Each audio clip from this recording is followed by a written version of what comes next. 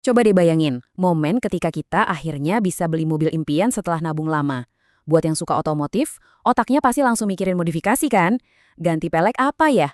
Bannya mau ukuran berapa? Wah, kita sibuk banget sama hal-hal seru ini. Sampai kita lupa, ada satu biaya paling gede yang bakal nagih kita tiap tahun.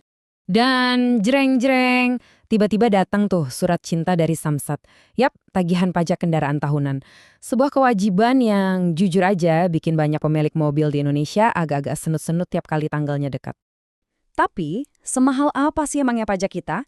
Coba deh lihat perbandingan yang bikin kaget ini. Untuk mobil sejuta umat kayak Avanza 1,5 liter, pajak tahunan di Indonesia itu bisa sekitar 4 juta rupiah. Nah, di Malaysia cuma sekitar 330 ribu rupiah. Iya, Anda nggak salah dengar. Bukan 2 atau 3 kali lipat, tapi lebih dari 10 kali lipat. Ini kan jadi pertanyaan besar ya, gimana ceritanya bisa beda jauh banget gini? Padahal ekonomi Malaysia bisa dibilang lebih maju dari kita. Kenapa sistem pajak kita rasanya mencekik banget? Oke, tenang, kita akan bedah tuntas jawabannya. Pertama-tama, kita bongkar dulu sistem perpajakan di negara kita sendiri. Kunci buat ngerti ini semua ada di satu kata, kompleks, atau bahasa gampangnya, bertumpuk. Nah, ini yang menarik. Pajak mobil di Indonesia tuh bukan cuma satu tagihan tunggal, tapi ini adalah tumpukan dari berbagai macam pungutan. Ada PKB alias pajak kendaraan bermotor, terus ditumpuk lagi sama PPN, pajak pertambahan nilai. Ditambah lagi PPNBM, pajak buat barang mewah. Oh, dan kalau mobil Anda lebih dari satu, siap-siap kena pajak progresif yang makin mahal buat mobil kedua, ketiga, dan seterusnya. Coba kita fokus ke PKB, komponen utama pajak tahunan kita. Nah, bagian yang paling bikin geleng-geleng kepala itu dasar perhitungannya. Nilai jual resmi yang dipakai buat ngitung pajak kadang-kadang bisa lebih mahal 20 juta rupiah dari harga mobil kita di pasaran. Jadi, intinya kita bayar pajak berdasarkan nilai yang lebih tinggi dari harga asli mobil kita. Oke, sekarang kita coba terbang sebentar ke Malaysia. Banyak yang mikir kalau sistem di sana itu jauh lebih simpel. Tapi, beneran sesimpel itu? Anggapan umumnya kan gitu ya, pajak di Malaysia itu dihitung cuma dari kapasitas mesin atau sisinya. Makin gede cc, makin mahal pajaknya. Udah, gitu aja. Tapi ternyata ada plot twistnya loh. Kenyataannya, sistem di Malaysia juga punya beberapa lapisan. Betul, kapasitas mesin itu dasar utamanya, tapi faktor lain kayak lokasi kendaraan, apakah di kota besar atau di daerah lain, dan bahkan tipe bodi mobilnya, sedan atau bukan sedan, itu juga ikut nentuin besaran pajaknya. Nah, ini dia yang nunjukin perbedaan filosofi yang mendasar banget.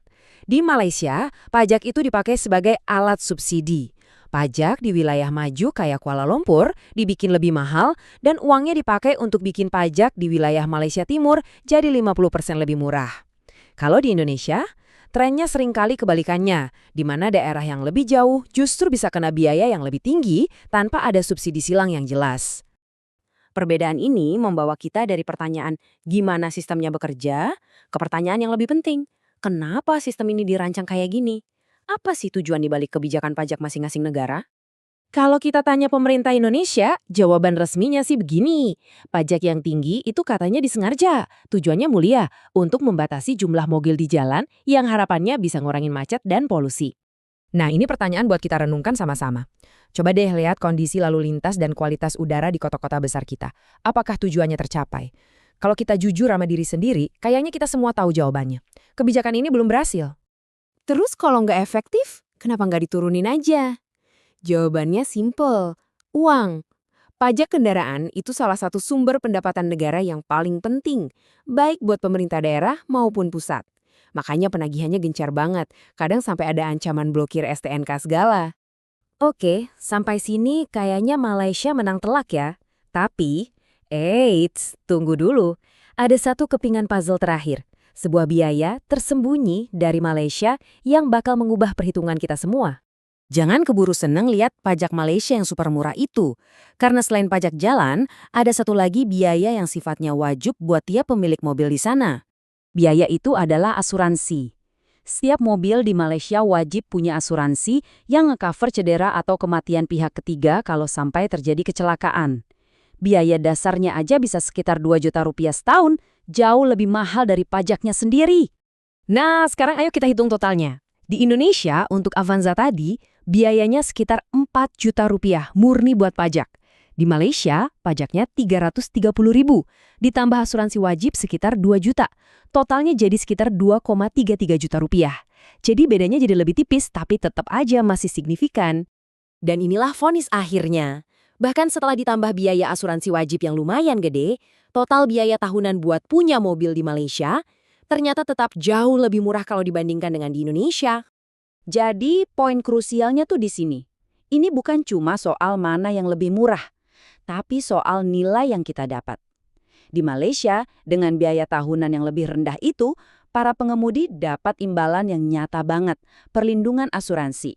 Jadi ada rasa aman, ada ketenangan pikiran kalau amit-amit terjadi sesuatu di jalan. Nah, ini yang membawa kita ke pertanyaan terakhir yang saya lempar buat Anda. Kita di sini bayar pajak mobil mahal. Pertanyaannya simpel, imbalan langsung apa yang Anda rasakan? Ini pertanyaan yang bagus untuk kita pikirkan bareng-bareng.